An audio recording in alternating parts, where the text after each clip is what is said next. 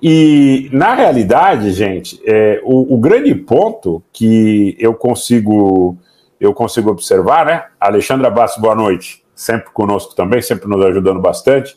O Rio Danúbio começa na Floresta Negra, na Alemanha, e deságua no Rio Negro, ela coloca aqui no Mar Negro, né?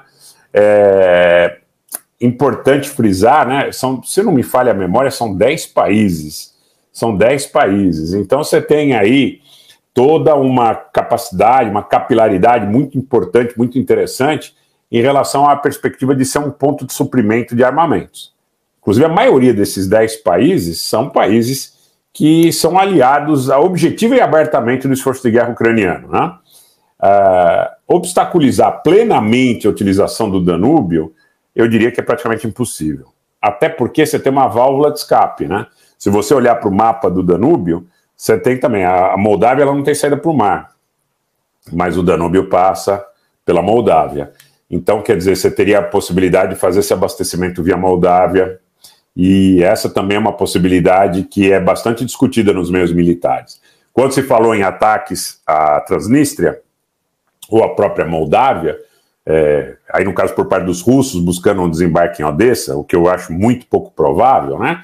Até pelos números de efetivos que seriam necessários e pela maneira que hoje a cidade portuária ucraniana está defendida, também seria muito difícil preservar uma ocupação dessa cidade, você precisaria de muitos efetivos, mas era muito também considerado e muito pouco falado que o fato da Moldávia ter essa possibilidade, né, essa conexão com o Danúbio e depois essa conexão terrestre com o território ucraniano e também marítima, facultaria também a Moldávia a possibilidade de estar emprestando, principalmente para alguns tipos de munição mais ligeira, uma capacidade, um vetor importante de abastecimento do exército ucraniano.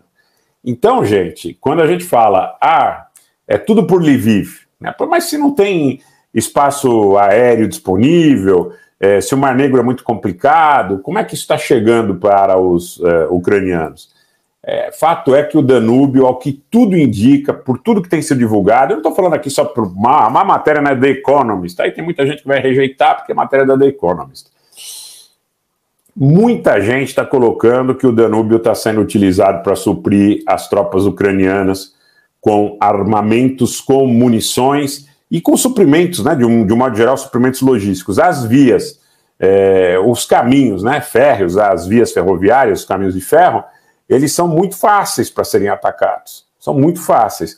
As rodovias são muito fáceis, a parte de você não poder atacar no território da Polônia, mas quando você tem transferências de tanques, quando você tem transferências de carros de forma aberta pelo território polonês, no momento que eles ingressam na região de Lviv, teoricamente eles seriam alvos mais fáceis para os russos. Agora, essa logística que passa por dentro da Moldávia, por dentro da Romênia, por dentro do Rio, é muito complicada. E eu acho que os russos viram isso agora e eles estão trabalhando muito no ataque contra a infraestrutura no Rio Danúbio. O que eles dizem é que eles estão atacando a infraestrutura para que o acordo de grãos lhe seja favorável no momento em que ele for reestruturado.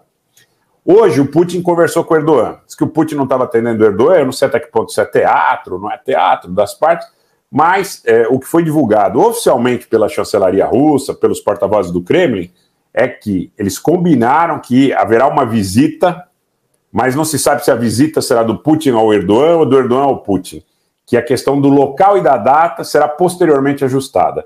Eu creio que depois dos últimos eventos, da última aproximação, pelo menos formalmente divulgada, né, o que se conhece de superfície, da Turquia em direção à OTAN, a falta do Putin na África do Sul, naturalmente também na Conferência das Nações Unidas, eu quero crer que os russos estejam muito cautelosos em relação à saída do Putin do território russo nessa direção da Turquia.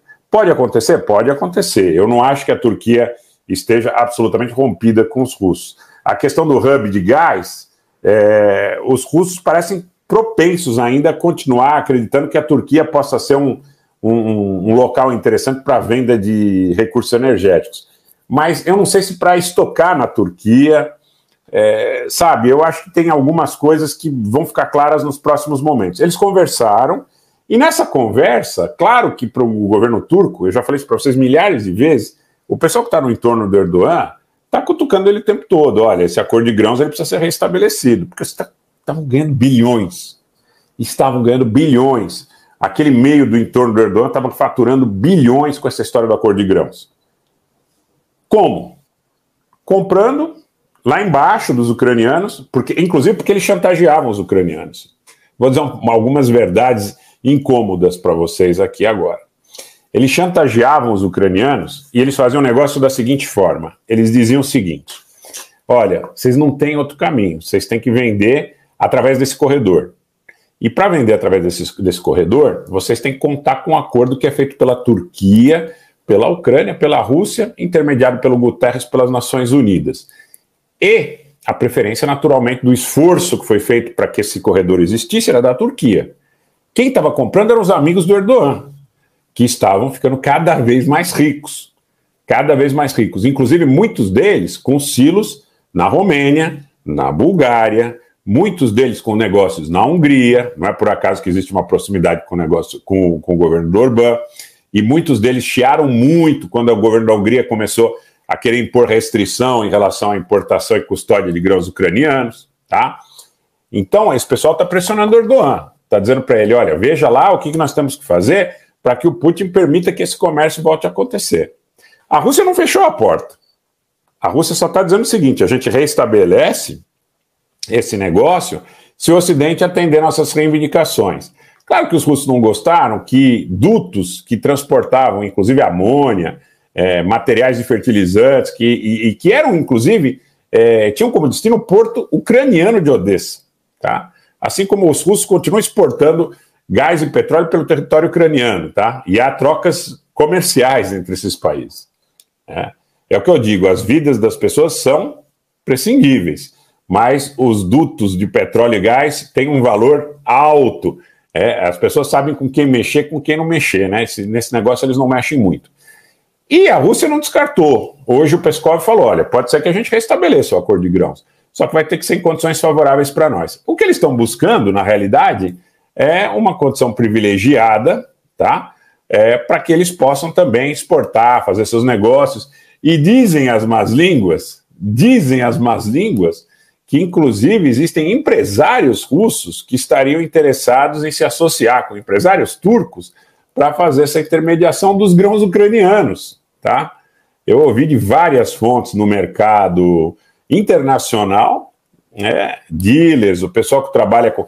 E, gente, tem muito russo que é sócio de empresa britânica, que é sócio de empresa holandesa, que é sócio de empresa americana, que é sócio de empresa alemã, e que continua lá fazendo seus negócios, independente de ser próximo ou não do Putin. Alguns foram sancionados e tal, mas tem uma coisa aí que a gente sempre comenta, que muita gente, independente da disputa interestatal, tem um trânsito, né, que extrapola essa questão das relações interestatais.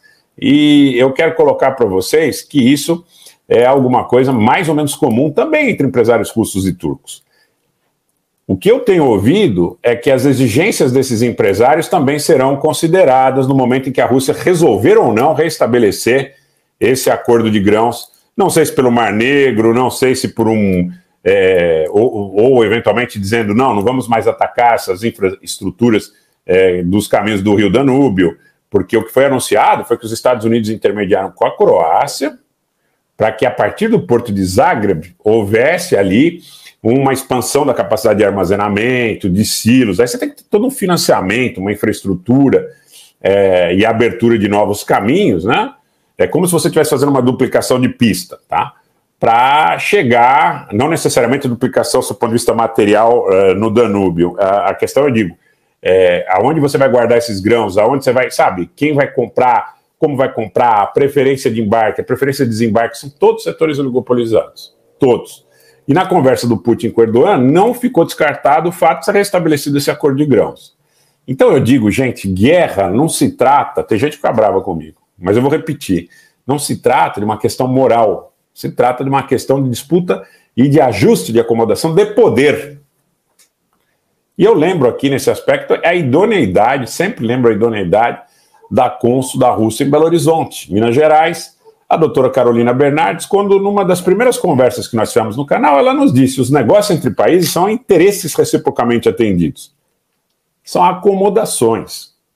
Não se trata de um país evocar para si uma moral superior ao outro e estar lutando pela mudança de conceitos e costumes.